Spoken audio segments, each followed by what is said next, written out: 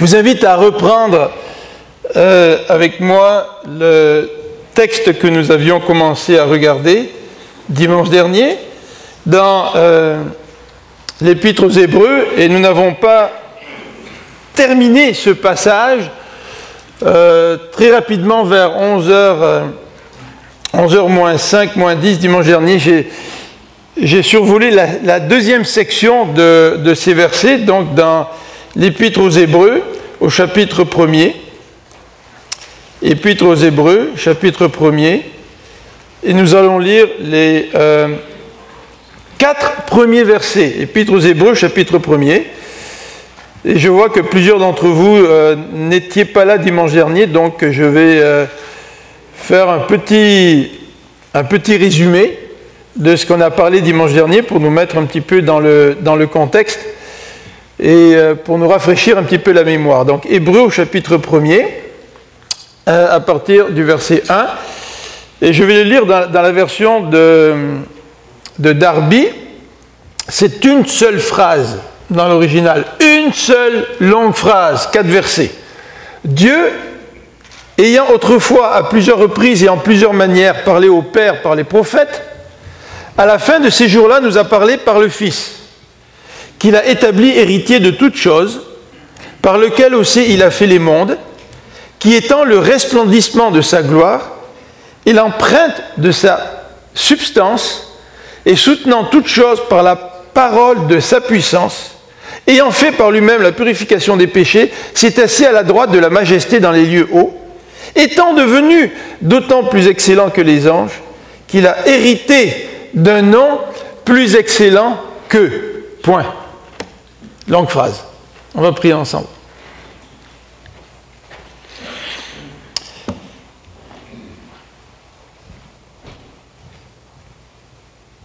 Seigneur notre Dieu, nous voulons te remercier pour Jésus-Christ.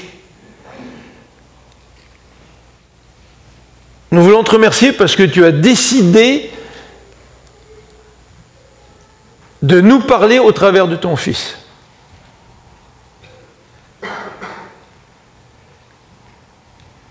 Et nous savons, Seigneur, que nul ne peut venir à toi s'il ne vient par le Fils. Nous voulons te remercier, notre Dieu, parce que notre salut passe par la personne de Jésus-Christ et passe par l'œuvre de Jésus-Christ. Et Seigneur, si nous sommes sûrs de notre salut, ce n'est pas seulement à cause de l'expérience que nous en avons fait. Mais si nous sommes sûrs de notre salut, c'est à cause de la personne de Jésus-Christ. Et si parfois le doute nous envahit, nous pouvons tourner les yeux vers Jésus, nous rappeler qui il est, nous rappeler ce qu'il a fait, pour être de nouveau encouragés à saisir pleinement ce salut que tu nous as donné. Merci Seigneur pour le Christ. Merci pour le plan que tu as eu depuis toute éternité de te révéler au travers de Jésus, afin que nous puissions te connaître. Merci notre Dieu. Amen. Ah donc, comme vous voyez, on n'a pas beaucoup de temps parmi nous ce matin, donc je voudrais très rapidement faire un petit survol de ce qu'on a vu dimanche dernier. Enfin, dimanche dernier, on a vu la première partie de ce passage qui nous dit au verset 1 et 2 que Dieu a parlé autrefois à plusieurs reprises, de plusieurs manières. Il a parlé au Père par les prophètes. Et maintenant, il y a un changement. Dieu, maintenant, a décidé de nous parler par le Fils. Et on a souligné que dans ces deux passages répondent aux questions suivantes. Quand, qui, comment, à qui et par qui. Alors, on a regardé ça ensemble la semaine dernière. On a vu que quand, c'était autrefois. Et il y a un contraste avec autrefois et aujourd'hui. Et nous sommes dans la période décrite par le aujourd'hui. C'est-à-dire la période au cours de laquelle Dieu continue à parler, mais il continue à parler d'une manière différente de ce qu'il faisait avant. Et en ce sens-là, il y a une coupure, une discontinuité entre l'Ancien Testament et le Nouveau Testament, entre l'Ancienne Alliance et la Nouvelle Alliance. Dieu parlait dans le passé, il a toujours parlé, Dieu. Il a parlé par la nature, il a parlé par des ouvriers, des prophètes, il a parlé par des serviteurs, il a parlé par des songes, il a parlé par des miracles, il a parlé de différentes façons. Mais aujourd'hui, la façon privilégiée dont Dieu parle, c'est par le Fils. Et justement, ça répond à cette question, par qui, la dernière? Dieu a parlé par les prophètes de différentes manières, mais aujourd'hui, il parle par le Fils. Il y a un changement. Dieu ne parle plus par une série de prophètes. Nous, aujourd'hui, en tant que serviteurs de Dieu, nous ne parlons pas comme les prophètes parlaient. Nous, aujourd'hui, nous pouvons enseigner, nous pouvons rapporter les paroles du Christ, mais en fait, au premier degré, c'est à travers Christ que Dieu parle. Tandis que dans l'Ancien Testament, les prophètes recevaient directement la parole de Dieu et ils parlaient au peuple. Aujourd'hui, tout ouvrier, quel qu'il soit, ne reçoit pas directement la parole venant de Dieu. Tout ouvrier sonde la parole, étudie la parole de Christ et rapporte cette parole de Christ au moyen de laquelle Dieu parle aujourd'hui. Donc quand on écoute un prédicateur, on écoute la parole de Christ. Donc c'est par Christ que Dieu a choisi de se révéler sous la nouvelle alliance. Alors on a dit à qui? Eh bien, vous voyez, Dieu a parlé au verset 1. Ben, c'est toujours Dieu qui parle aujourd'hui, bien sûr. Dieu, c'est un Dieu qui communique. C'est fondamental. Dieu nous a créés à son image. Et Dieu existe sous forme de Trinité, c'est-à-dire qu'il y a une communication parfaite entre Dieu le Père, Dieu le Fils, Dieu le Saint-Esprit. Dieu est un Dieu de communication, et parce que nous avons été créés à l'image de Dieu, nous aussi nous avons besoin d'entrer en communication, pas simplement avec nos semblables, mais avec Dieu, et Dieu veut nous parler, Dieu veut nous rencontrer, Dieu veut que nous puissions le connaître. Et Dieu, c'est un Dieu qui parle. La Bible, c'est un livre de communication. Dieu veut se révéler. Et Dieu a voulu le faire dans l'Ancien Testament, l'Ancienne Alliance, tout comme il veut le faire dans la Nouvelle. Et dans la Nouvelle, il le fait au travers donc, de Jésus-Christ. Vous voyez comment? Eh bien, il le fait au travers de Jésus-Christ. Et il le fait maintenant à nous. À qui? À nous. Les anges voulaient plonger leur regard dans le message de l'Évangile. Mais il leur a été révélé que ce n'était pas pour eux. Et nous sommes privilégiés parce que Dieu a parlé d'une certaine manière sous l'Ancienne Alliance. Mais nous, aujourd'hui, il a choisi son Fils pour nous parler. Et même si certains d'entre nous voudrions revivre les expériences de la sortie de l'Égypte, de la libération de l'esclavage, où on voyait toutes sortes de miracles, eh bien, Dieu a choisi une manière encore bien plus efficace de se révéler à nous que par des miracles. Il a choisi de se révéler à nous au moyen de Jésus-Christ. Les miracles ne remplaceront jamais la personne même de Jésus-Christ. Alors, quelle que soit notre expérience spirituelle, la personne par excellence au travers de laquelle Dieu se révèle, c'est par le Christ. Alors, vous avez dans cette phrase, dans cette longue phrase, le verbe principal, c'est Dieu a parlé. Dieu nous a parlé dans le Fils, par le Fils. Ça, c'est l'idée principale du verset. Mais nous allons voir qu'il y a un autre élément qui est central au verset. Et l'autre élément qui est central au verset, c'est la phrase qui fait partie de ces versets 3 et 4 qui nous décrivent le Fils. Parce que dans ce verset 1 à 4, et qu'une phrase, on nous dit que Dieu a parlé, et on nous fait un contraste entre l'Ancienne Alliance et la Nouvelle Alliance, puis on nous fait une grande description du Christ, du Fils, ce médiateur que Dieu a choisi pour nous parler. Et le Fils, il nous est décrit à partir du verset 2. Et il nous est décrit au travers de plusieurs phrases, je vous les ai montrées dimanche dernier. Et c'est une belle description de qui est Jésus et qui est, donc, qu'est-ce qu'il a fait, ce Christ. C'est une description de l'outil ou du médiateur que Dieu a choisi pour nous parler. En d'autres termes, ce que Dieu est en train de dire, j'ai choisi un outil qui est au-delà de toutes les autres possibilités que j'aurais pu choisir pour vous parler. Et ce n'est pas pour rien que la Bible nous dit de garder les yeux fixés sur le Christ. Parce que le Christ est vraiment l'expression de Dieu. Alors si nous regardons les phrases qui décrivent le Christ, le style est lourd. Hein. On corrigerait ça aujourd'hui, on dirait en français, ton style est un peu lourd. Mais comme on a dit dimanche dernier, l'auteur est excité. Parce que l'auteur nous parle d'un Dieu qui veut communiquer, puis du moyen par excellence que Dieu a choisi pour communiquer, c'est par le Christ. Alors voilà ce qu'il dit, qu'il a établi héritier de toutes choses, par lequel il a créé l'univers. Après il dit, qui s'est assis à la droite de la majesté des cieux? Jusque-là encore ça va, on a 3 propositions avec des qui ou un. Mais là, en plein milieu de la 3e proposition, qui s'est assis à la droite de la majesté? Donc, dans les cieux, vous voyez ici, là, le qui, il est relié directement à cette phrase-là. Hein? Mais dans cette proposition-là, il a ajouté 3 propositions avec des participes.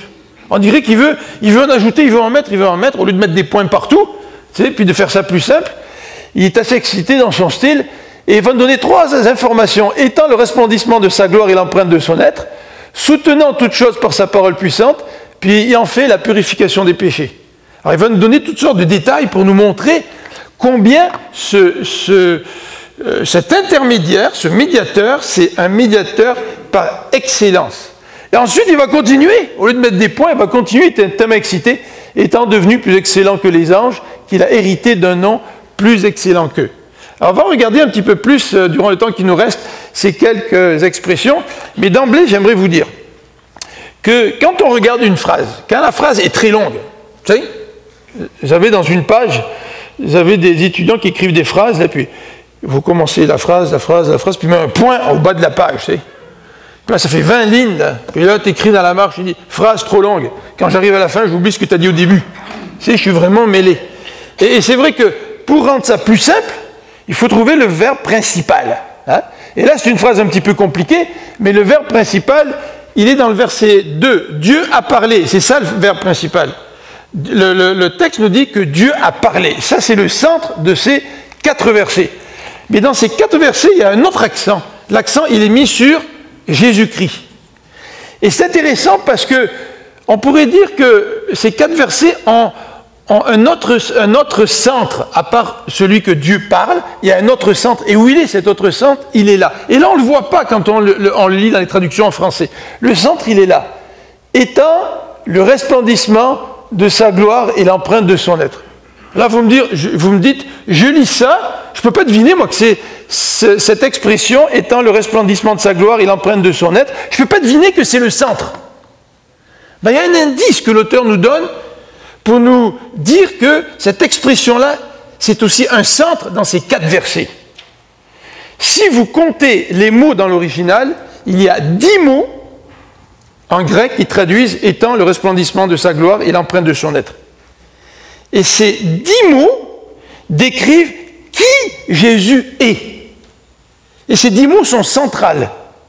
Parce que tout ce qui précède cette phrase, à partir du verset 1, il y a 33 mots. Et tout ce qui suit cette phrase, c'est-à-dire soutenant toutes les choses, etc., jusqu'au point ici, il y a aussi 33 mots. Ah, est-ce que c'est le hasard?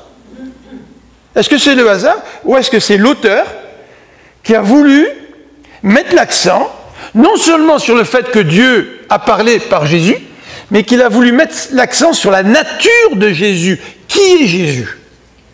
Alors, je pense que l'auteur dans l'Épître aux Hébreux, quand il a écrit son épître, il n'a pas écrit n'importe quoi. Quand on regarde comment l'Épître aux Hébreux est écrite, et comment toute l'Épître aux Hébreux fait en sorte qu'on s'avance vers la description de ce médiateur, puis qu'on arrive au centre de l'Épître qui nous dit « Le Christ, c'est le médiateur par excellence ». Et toute l'argumentation de l'Épître aux Hébreux va vers ce sens-là. Donc l'auteur, il n'a pas écrit n'importe quoi. Il a calculé ses affaires. Et l'auteur s'est dit, il faut que je mette l'accent sur la personne de Jésus. Donc cette phrase-là, étant le resplendissement de sa gloire et l'empreinte de son être, 10 mots, cette phrase est précédée de 30 mots, puis elle est suivie de 30 mots. Pas pour rien. Alors regardons un petit peu cette phrase qui met l'accent sur qui est Jésus. Étant le resplendissement de sa gloire et l'empreinte de son être. Alors, le mot resplendissement, il a été traduit de différentes façons, le rayonnement, vous savez. Mais en fait, l'expression est en train de dire ceci. Quand tu vois le Christ, tu vois la gloire de Dieu. En quelque sorte, le Christ, il est l'expression parfaite de la gloire de Dieu. Donc, on n'a pas besoin d'un autre intermédiaire pour entendre Dieu parler. Si tu veux entendre Dieu parler aujourd'hui, écoute ce que dit le Christ. Écoute ce que dit le Fils, parce que Dieu parle par le Fils. En fait, la Bible nous dit que le Fils, c'est la parole incarnée. Donc le Fils, quand je lis la parole de Dieu, je lis ce que le Christ enseigne. Et quand je lis ce que le Christ enseigne, j'entends Dieu qui me parle. Parce que le Christ, c'est vraiment l'expression parfaite de la gloire de Dieu. Et le texte continue, cette phrase continue en disant « étant le resplendissement de sa gloire et l'empreinte de son être ». Alors encore une fois, l'empreinte, c'est difficile à traduire ce que ça veut dire. Vous savez, vous dites, une empreinte, c'est le reflet de quelque chose. Mais ce n'est pas nécessairement la chose en question. Mais l'expression qui est utilisée, c'est qu'elle veut dire que le Fils, il est exactement dans son être qui Dieu est. Dans sa substance, Jésus, il est de la même substance que Dieu. Dans sa nature, Jésus est de la même nature que Dieu. Donc quand Dieu a choisi Jésus pour nous parler, pour être le médiateur, et qu'il a dit, avant je parlais d'une certaine façon dans l'Ancienne Alliance, maintenant le moyen par excellence que j'ai choisi de parler, c'est Jésus, il n'a pas choisi n'importe qui. Et là, le texte de l'Épître aux Hébreux va nous décrire en quoi Jésus est supérieur à tous les autres intermédiaires ou porte-parole que Dieu a pu choisir dans l'Ancienne Alliance. Et pour nous dire, aujourd'hui, vous n'avez plus besoin d'autres porte-parole que le Christ. En fait, les serviteurs de Dieu, qui sont-ils? Vous, quand vous parlez de Christ, qui êtes-vous? Vous êtes des gens qui pointaient à Christ et qui disent aux gens, regarde là où il faut regarder, il faut que tu regardes à Christ. Nous sommes en quelque sorte des serviteurs de Jésus qui sommes là pour orienter les gens, pour que les gens rencontrent Jésus. Ce n'est pas nous qui doivent rencontrer. Ils doivent entendre la parole du Seigneur. Ils doivent répondre à la parole du Seigneur. Nous sommes des proclamateurs qui aiguillonnent les gens vers le médiateur par excellence, Jésus-Christ. Alors, dans ce passage, on va faire quelques petites remarques. La première expression, la première subordonnée que vous avez ici, donc le Fils qu'il a établi héritier de toutes choses, Dieu est en train de décrire le statut du Christ et qu'est-ce qu'il a fait. Alors là, qu'est-ce que Dieu a fait? Il a établi Christ héritier de tout. Et il va expliquer pourquoi Christ est l'héritier de tout. C'est que ce Christ, il a créé l'univers, Dieu a créé l'univers par le Christ. Alors, vous voyez, là, il y a un statut que le Christ a. C'est un statut que Dieu lui a donné à travers cette œuvre de création que le Christ a fait avec Dieu. Alors ça, c'est extraordinaire. Hein? On a comme intermédiaire entre Dieu et nous, on a Dieu lui-même. C'est son Fils. Il est le resplendissement de sa gloire, c'est-à-dire il exprime totalement la gloire de Dieu. Il est l'empreinte de son être, c'est-à-dire que dans sa substance, dans son être, le Christ, il est exactement de la même nature que Dieu. Donc, ce Dieu que nous avons et que nous voulons adorer, nous pouvons le connaître parce que ce Dieu a choisi Dieu pour être l'intermédiaire entre lui et nous, Jésus-Christ. Et ce Jésus, il a un statut, il est héritier de tout, il a tout créé. Et ce Jésus, il a la toute-puissance égale à celle de son Père. C'est lui qui est l'intermédiaire. Et parce qu'il est tout-puissant, parce qu'il est de la même nature que Dieu, le texte nous dit aussi qu'il soutient toutes choses par sa parole puissante. Et sous-entendu aussi, évidemment, qu'il soutient tout ce qu'il a créé. La Bible nous dit que si le Christ ne soutenait pas le monde par sa parole, le monde cesserait d'exister. Et à chaque journée que nous vivons, ce matin, on s'est levé, on était excités parce qu'il y avait du soleil. Hein? Et puis, avec ma femme, on roulait en voiture, on se disait « Ah, ça nous fait penser aux vacances. » Et puis, on est excités, on est contents, le soleil est là, ça réchauffe notre cœur. Mais vous savez qu'il y a une raison encore bien plus importante que le soleil de l'été pour que nous puissions nous réjouir. C'est qu'à chaque jour, nous ouvrons les yeux. Cette journée-là est la démonstration que le Christ soutient toute sa création par sa parole puissante. Mais il soutient ma propre vie. Quand je me réveille le matin, puis que je me prépare, et puis que en me lavant, en m'embrasant, tu sais, je pense à cette journée qui est devant moi, c'est une journée que Dieu m'offre. Par le Christ qui soutient ma propre vie. C'est quelle plus grande joie que de savoir que cette journée que je suis en train de vivre, elle m'est donnée par le Seigneur.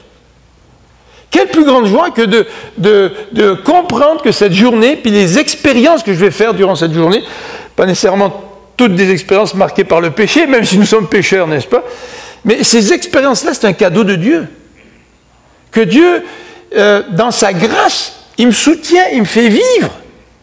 Et pourquoi ne pas vivre ma vie en la donnant entièrement au Seigneur? Puisque c'est lui qui soutient toutes choses. Et le texte nous dit, par sa parole puissante. Quelle puissance, c'est incroyable, quelle puissance.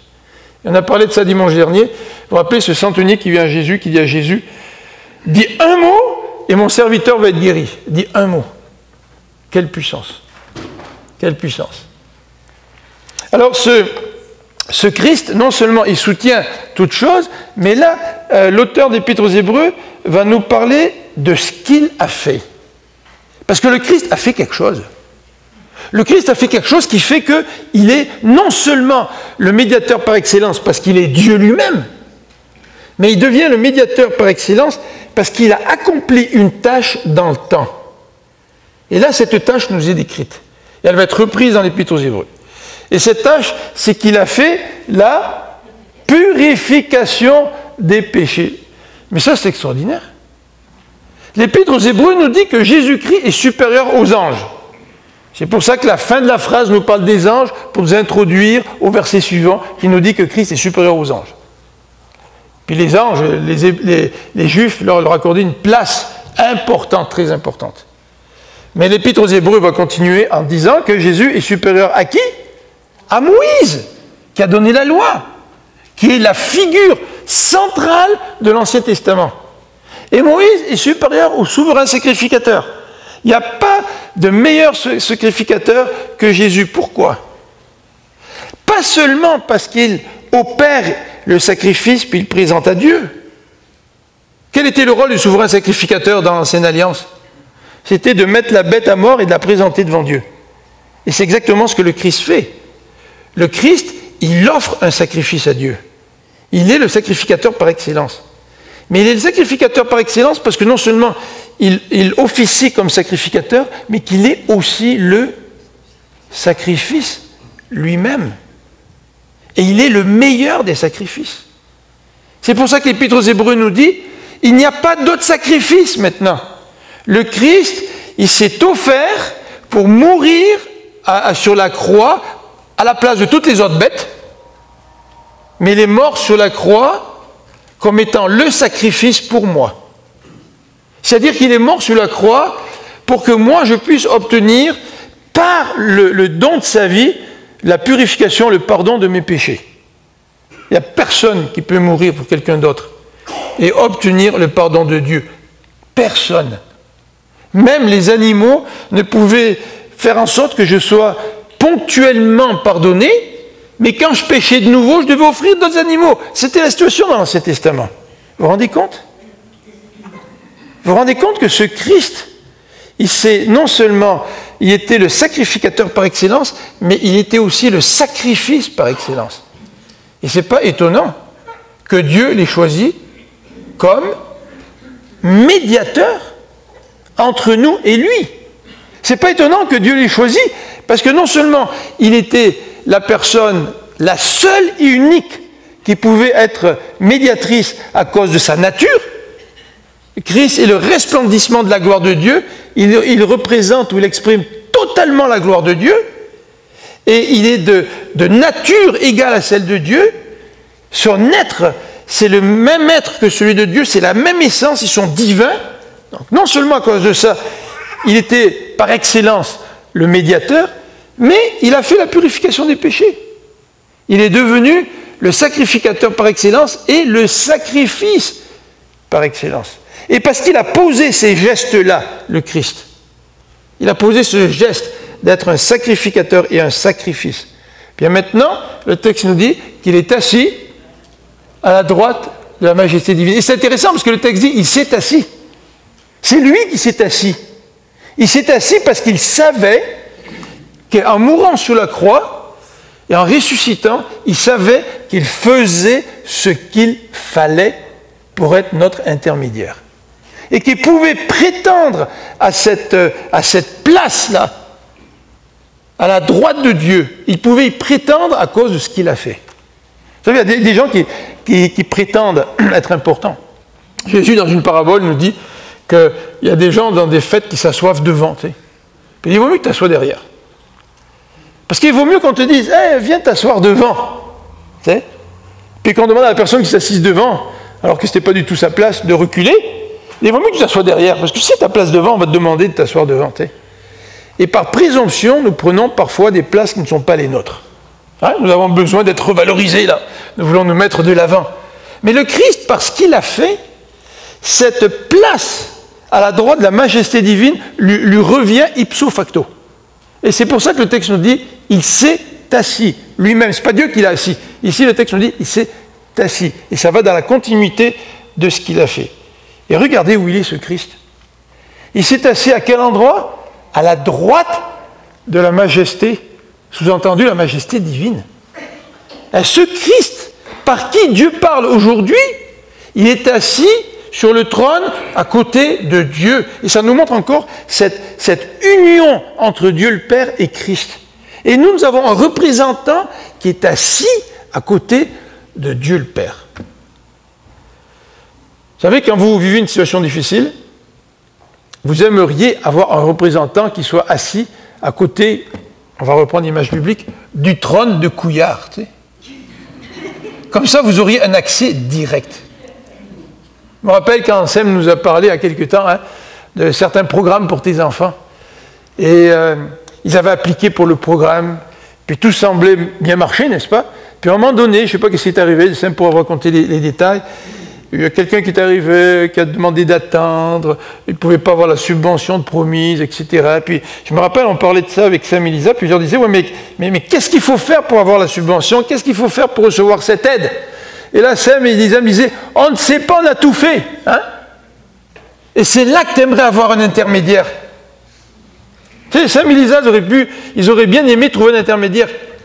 Trouver quelqu'un qui avait les bras assez longs pour pouvoir dire aux responsables, tout le dossier était bien présenté. Regardez, on a eu des promesses, on a donné des promesses à Lisa puis à Sam pour pouvoir les subventionner dans les traitements pour les enfants. Puis là, il y a un obstacle. Il faut faire sauter l'obstacle. Il faut assumer l'engagement que l'on a pris. Et peut-être que vous avez vécu certaines situations où vous auriez aimé avoir un intermédiaire. Tu sais. Mais là, on a besoin d'un intermédiaire. On n'a pas besoin d'un intermédiaire devant n'importe qui. Chacun d'entre nous, on a besoin d'un intermédiaire devant Dieu. Si je n'ai pas d'intermédiaire devant Dieu, quand je vais comparaître devant lui, il va voir mon péché et je vais être condamné pour mon péché. Mais Dieu a parlé. Et Dieu a choisi un intermédiaire, c'est Jésus. Et si tu places ta confiance en Jésus, si tu crois en Jésus, lorsque tu vas comparaître devant Dieu, tu vas regarder Dieu le Père assis sur son trône, et qui vas-tu voir à côté? Comme dit l'Apocalypse, tu vas voir l'agneau de Dieu, qui a été immolé pour tes péchés. Et tu vas voir ce Christ, et tu vas placer ta confiance dans ce Christ, et tu vas entendre les mots du Père Céleste qui vont dire, je t'accepte, je te pardonne, viens vivre cette communion éternelle avec moi.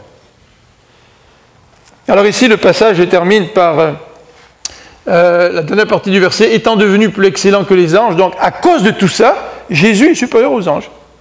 Il n'y a aucun ange qui est assis à la droite de Dieu. Il n'y a aucun ange qui est héritier de toutes choses. Il n'y a aucun ange qui a créé l'univers. Il n'y a aucun ange qui est l'expression parfaite de la gloire de Dieu. Il n'y a aucun ange qui est de la même nature de Dieu. Il n'y a aucun ange qui soutient tout par sa parole puissante. Il n'y a aucun ange qui a donné sa vie pour que les êtres humains puissent être pardonnés. Il n'y a aucun ange qui a fait la purification des péchés. Alors donc, étant devenu supérieur, d'autant plus excellent que les anges, qu'il a hérité d'un nom plus excellent qu'eux. Ça, c'est intéressant. Ce Dieu qui est héritier de toutes choses. Regardez le verset 3 là, ou le verset 2. Jésus est l'héritier de toutes choses, il a tout créé.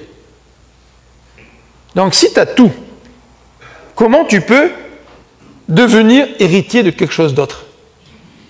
Est-ce que c'est une contradiction? Regardez dans ce verset, il a hérité d'un nom.